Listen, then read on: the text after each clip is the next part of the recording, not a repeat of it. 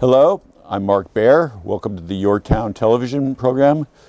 My guests today, Jeffrey Becom and Lucas Blok, a new show at the Monterey Museum of Art, The Persistence of Color 2, which is a remake of One. It's a redux of 25 years ago. So let's do a quick recap of what the show is and introduce each of yourselves. Okay, I'm Lucas.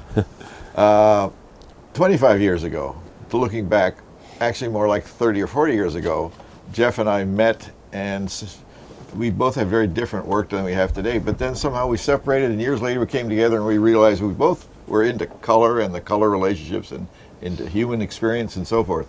So we decided we'd put the show together, which involved Jeff's cultural and photographic color work and my paintings, as well as we took over the museum and put in an installation at that time, and we collected a bunch of work from the permanent collection and put that together. So we took over most of the museum. So 25 years later, we thought it was a good time to redo something like that. So we did. So we have a beautiful installation, Jeff's photographic brilliance and my paintings.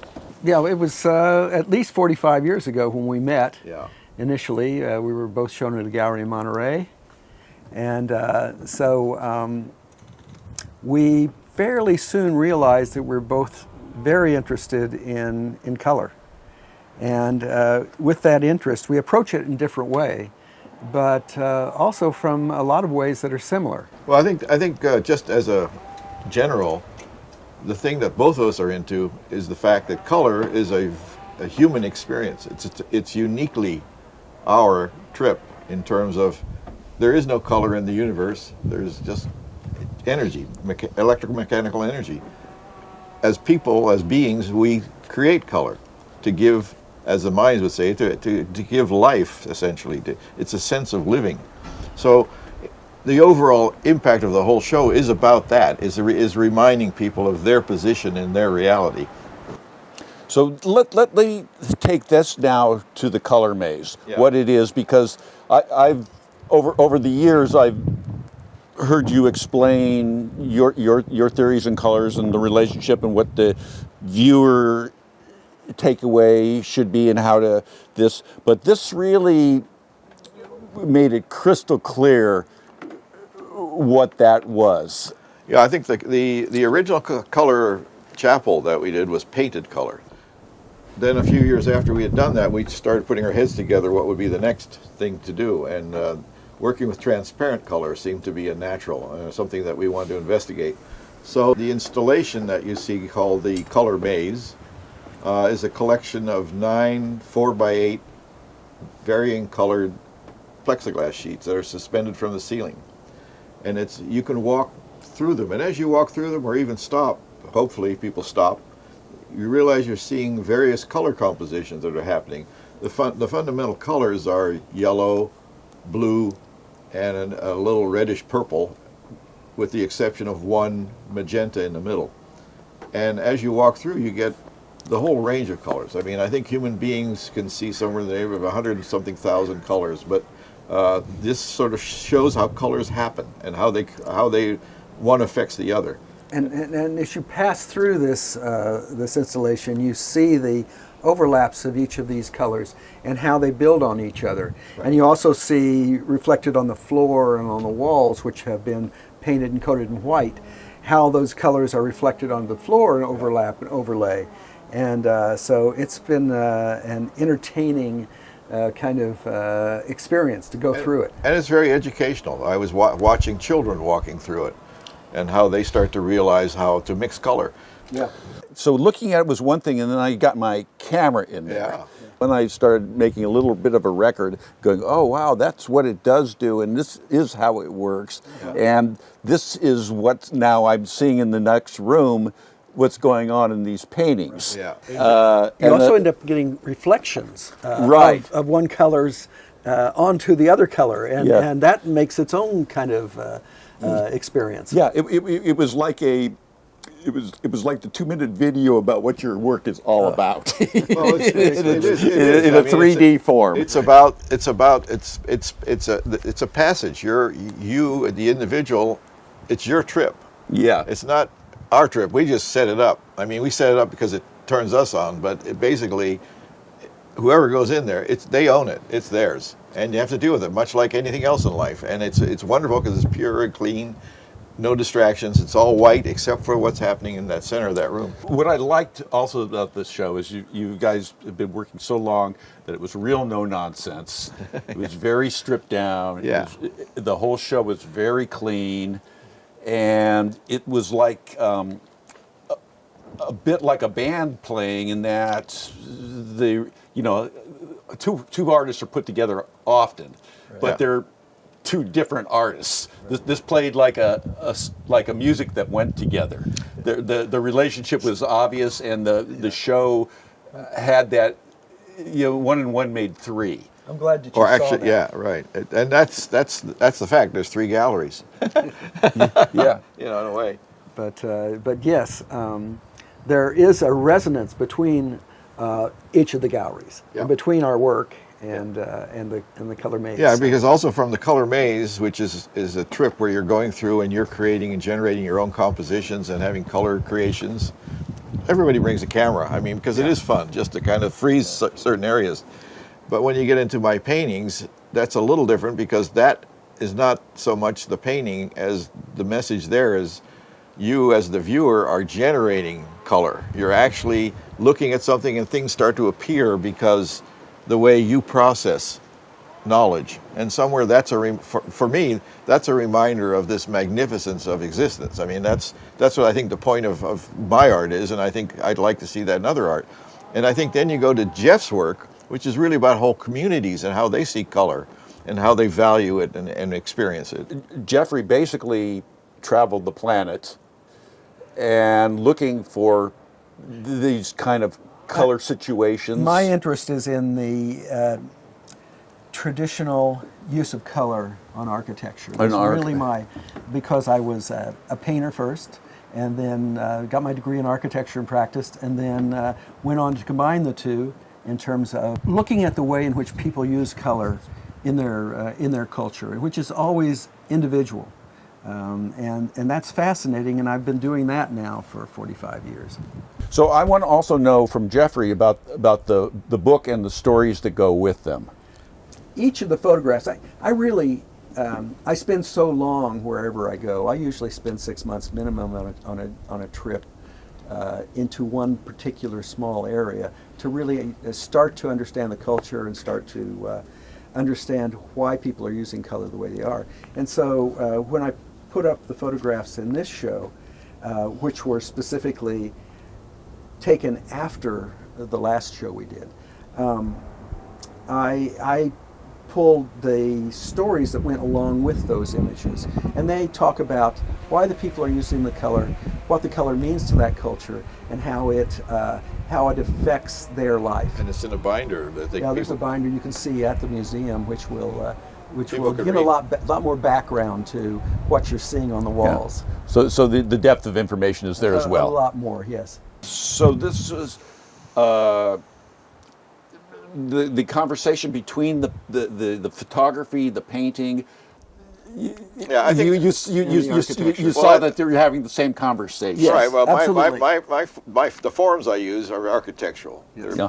I use rectangles, which rectangles are the only man-made thing. Jeff's subject matter is architecture in a way. Yes, it is. And not only that, but to take his work beyond just the anthropological aspect of it, he approaches it like a painter.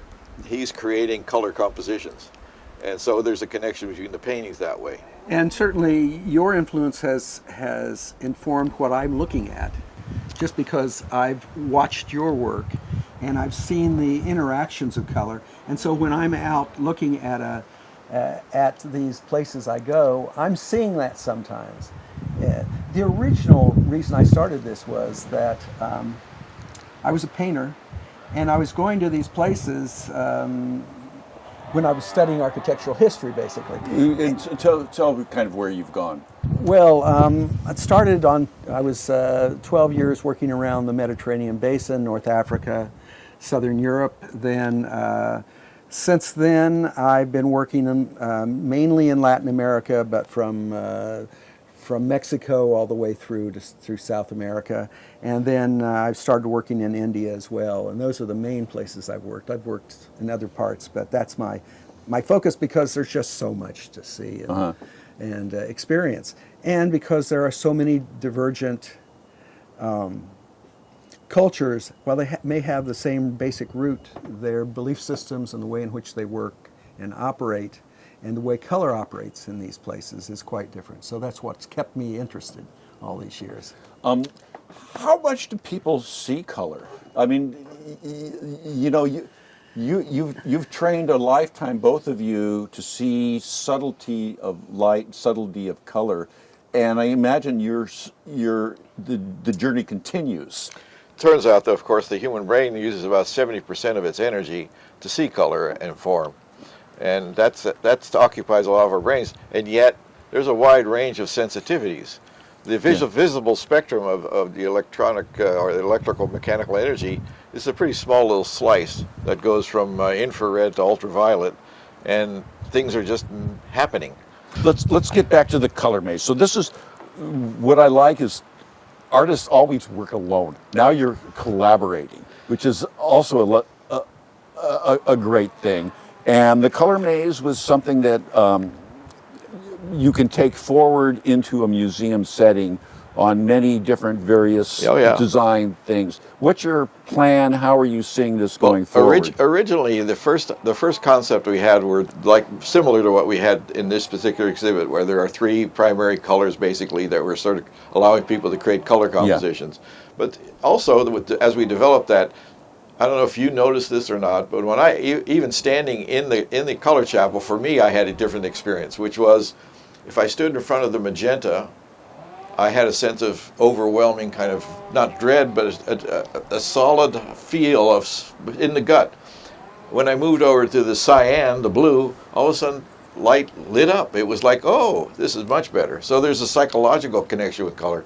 So in further development, I'd like to see us working more with those sorts of ideas too, where you have much emotional trips, larger scale perhaps, where people can get lost within one color perhaps, or with a slight highlight color in the middle, where you're taking a journey of color, swimming in it. And we had discussed earlier the possibility, if we had enough space, what we'd really like to do is to show three versions of this, where it's the reflective color, the painted color, a room in which you experience that, and what happens when painted colors are intersecting. It's a lot like what happens with your paintings as well.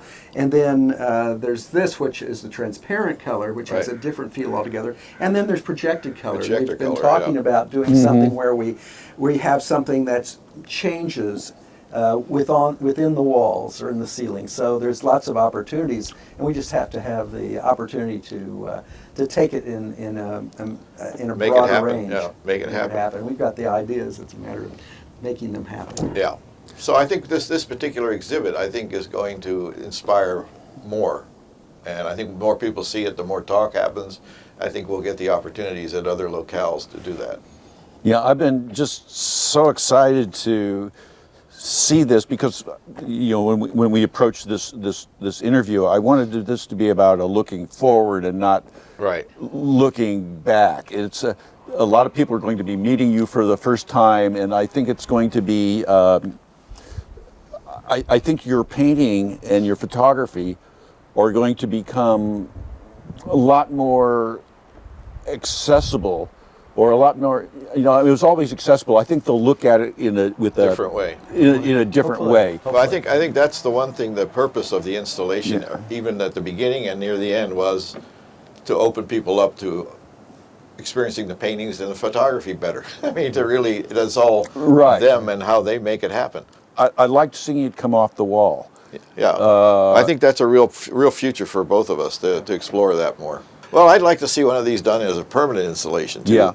I think that would be exciting, utilizing glass and so forth. Yeah, that'd be wonderful. And I hope for a larger exhibit. These were small galleries, which we both had much larger exhibits, and it'd be nice to take that into the Monterey area as well.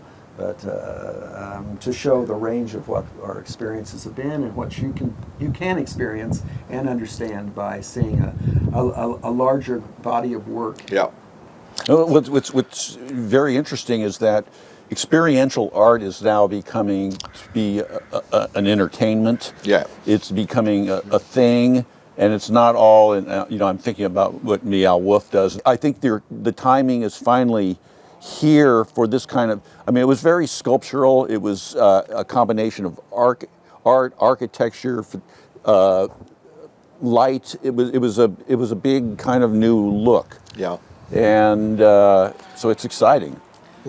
Yeah, I think so. I'm looking forward to We're more. hopeful. Yeah. Yeah. Thank you. So anyway, Lucas Blok, Jeffrey Becom, I'm Mark Baer. You're watching YourTown Television, and Thank you. we're done. Thank you.